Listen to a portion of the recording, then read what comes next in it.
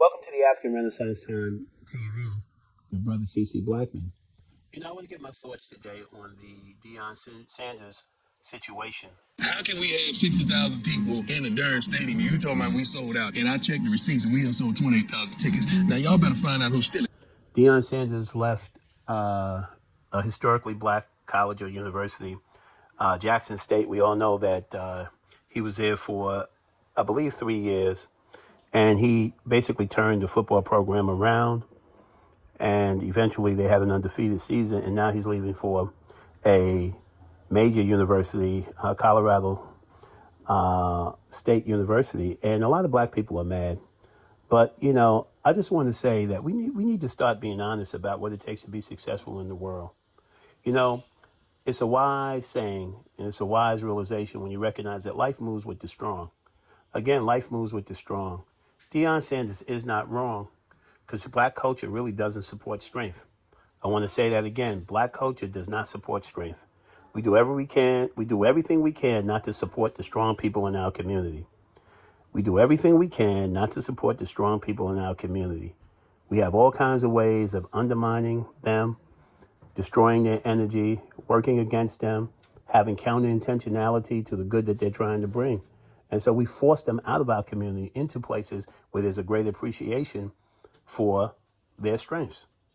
Nobody's going to get on the cross for black people anymore. We need our people who are strong to come and do things in the community to try to help us, but we have to show our love and support for them. When other people outside of our race show them more support, will pay them right, treat them right, and treat them with the respect that they deserve as human beings, you can't fault them for abandoning the black community. The black community was not always like that.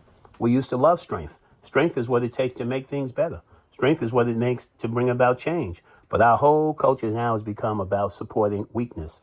So we always support those who make excuses. The fathers who take care of their children, who do an outstanding job, they get no love in the black community.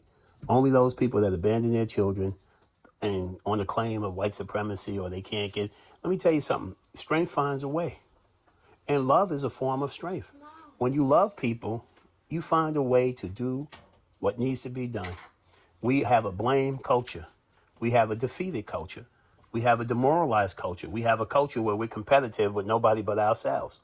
We hate and are jealous of black people who are successful. So who can blame Deion Sanders or any successful black person who wants to bring their strength to the black community for leaving? There's only so much you can do. There's only so much you can endure. This man has been a winner his entire life. And people have shown this man appreciation by paying him correctly. I'm sure he would be there. I'm sure he would have stayed if there was the real kind of support coming from those people. I'm sure the kids supported him, and I'm sure the community supported him in many ways. But I think that a lot of the black elites were totally unaware of the sacrifice that this man is being asked to make when the people at the college don't seem to have the right level of concern for supporting this champion. Deion Sanders is a champion. He's a great man. Strength is what made his life.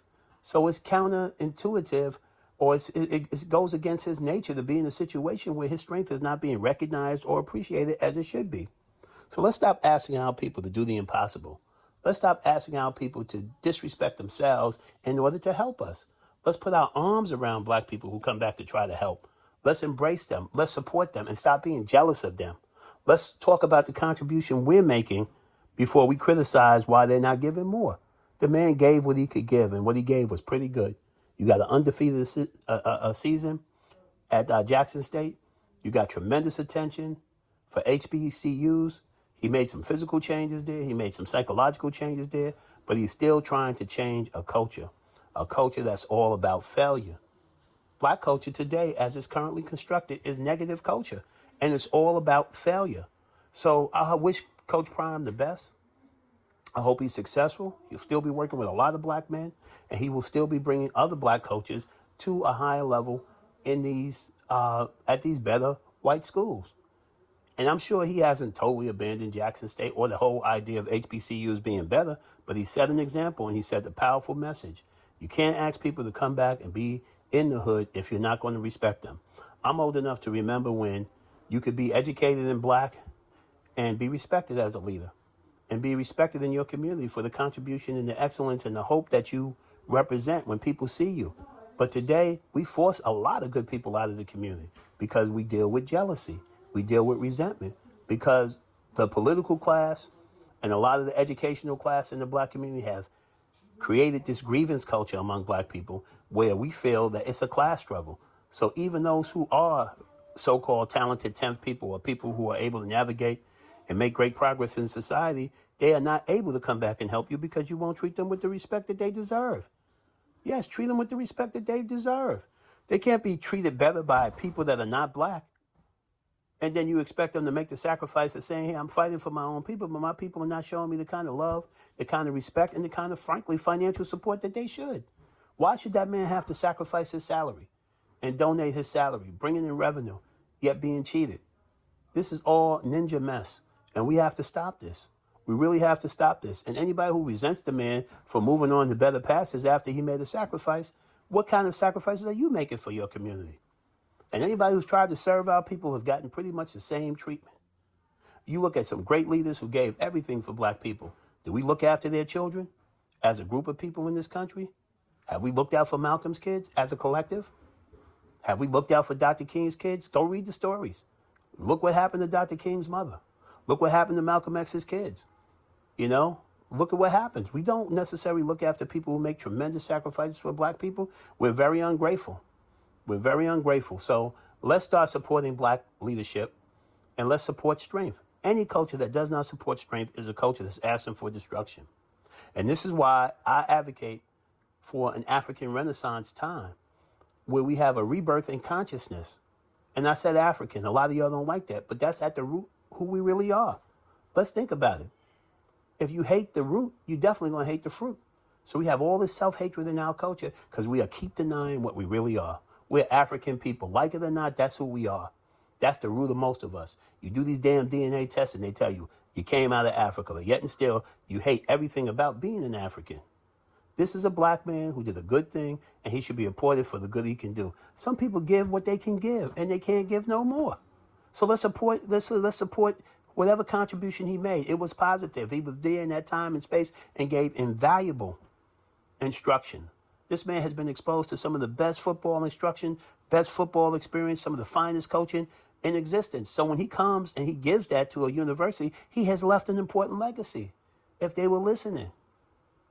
So let's be thankful for the sacrifices that he made at Jackson State, and let's wish him well as he goes on to Colorado, and let's treat him as our brother and say good things about him for what he has done. And let's remember, we got to stop being critical of people, especially when we sit around and don't make no contribution ourselves. So I'm going to leave it right there, but I support Coach Prime's moving on, and I condemn anybody who hasn't done their investigation as to why he really, really left. I don't think he intended to use the school or any of that. I believe that he was mistreated to some extent, and he gave all he could, but he couldn't continue to betray his own natural instinct to respect himself. Remember, life moves with the strong, the weak fall by the wayside.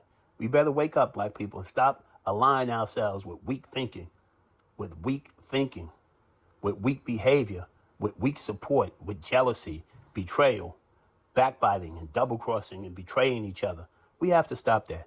This is CC Blackman. Please like and subscribe. This is the African Renaissance Time channel where we have real conversation, the tough conversations about really building the black nation. Thank you. Free your mind.